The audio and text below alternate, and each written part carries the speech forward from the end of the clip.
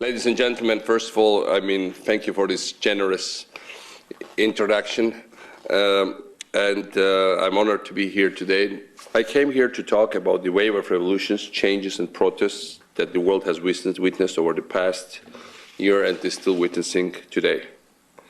The media dubbed these movements as the Arab Spring, but they span far beyond the Middle East and the spring season, respecting no limits of time, geography or culture. These revolutions and protests remind all of us of freedom, democracy, and accountability matter, and even that they matter more than anything else in the world. Protests grew well beyond the Middle East, including the streets of Moscow, St. Petersburg, and so many other Russian cities.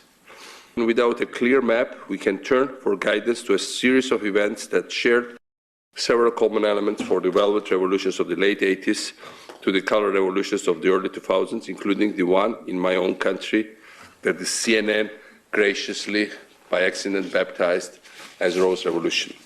There was no freedom textbook for us, and there is no textbook for our friends ever written. But by reflecting of our post-revolution experience, we might well gain an appreciation of the diverse challenges these societies of transition face. Our peaceful, popular revolution brought a power of young people who want to change the fate of their country and whom I was privileged to lead. Obviously, we had no clear answers how to fix the country and turned out to be in worse shape than we had thought. In 2003, Georgia was an utterly failed state. Our overreaching priority was a full frontal assault against corruption.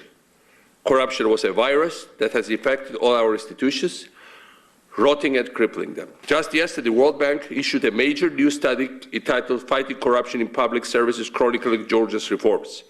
There are summaries of this study outside the hall, but let me quote to you what it becomes the most heartening observation the World Bank made.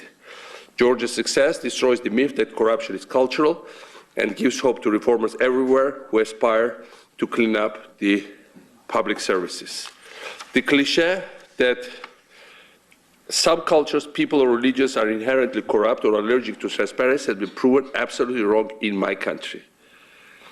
Our ambition was clear: to give the people the sense that they own their state. Only a mental revolution could lead to the Western transformation of our society. Today, Georgians have totally changed the way they think of themselves, of their prerogatives, of their responsibilities, and of their relationships to society and government. Of course, many of our reforms have not produced the results we have hoped to achieve, and we are still very much at work in progress. But nobody can reverse or suppress the transformation that happened in Georgia. Woodrow Wilson had it right when he said, "Liberty has never come from government. Liberty has always come from the subjects of it." So that's my tribute primarily to Georgian people. Those who thought that corruption was inherently a Georgian phenomenon, they severely underestimated my people. Those who thought that by nature we were criminal, and now we are the safest country in Europe, they severely underestimated my people. Those who thought that Georgian people could be bought by fake promises, some breathtaking illusions, not through real things, at the elections, they severely underestimated and underestimate my people. Those who think that Georgian people will ever give up a very difficult, full of resistance road to fighting for freedom in exchange of a illusionary golden cages, promise comfort, they severely underestimate my nation, my people. The main thing we learned that reforms are important, but the fight for reform is never finished.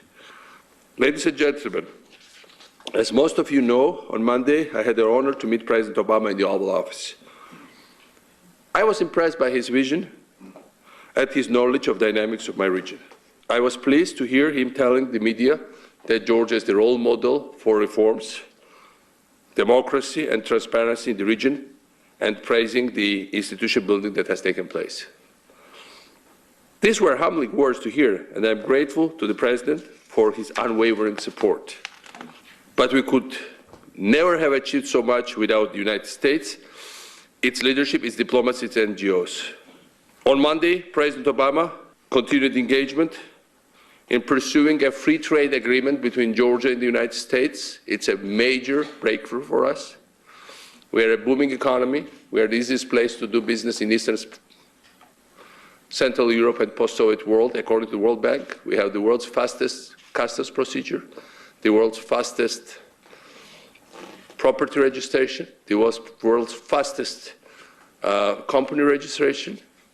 We have the one window principle where to get passport in Georgia, it takes roughly 10 minutes, driver's license few minutes, to get customs clearance for any kind of cargo, 7 to 10 minutes. So we move forward. But the free trade agreement would be very important.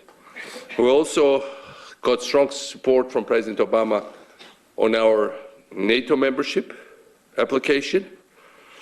These kind of commitments make our democracy safer and also explain why America is and will remain the indispensable leader of the free world. As I stressed to President Obama, we are determined in return to be a security contributor to the Western community of nations we aspire to join, not just a security consumer. This is why we are deploying almost 1,800 soldiers to Afghanistan, to Helmand province without any caveats. This is not easy for any country, including that of my country, for any population, but it is simply necessary. The main message I wanted to carry with me to Washington is this one. There is no such thing as American decline. Despite the economic problems and the doubts about the future, 2011 has shown that the values on which America is based are on the rise. People all around the world are ready to risk their lives for these values. This is a fantastic message of hope, and this is what really matters in the end of the day. It means that authoritarian models might look strong and present impressive growth rates, but they propose no credible and universal alternative. It was a mistake to proclaim the end of history after the fall of the Berlin Wall, and to think that the progress of liberal democratic values in the world would not be challenged anymore. Let's not make the opposite mistake now. Let's not give in to pessimism, depression, and relativism. Let's not overlook the universal call for freedom that we are witnessing in the most diverse part of the world. Let's not allow cynical people or isolationists to prevail. Those people who think that, well, America's age is over, because America is not an empire. It's not certainly empires of the past. It's an idea. It's a force for good. Thank you so much.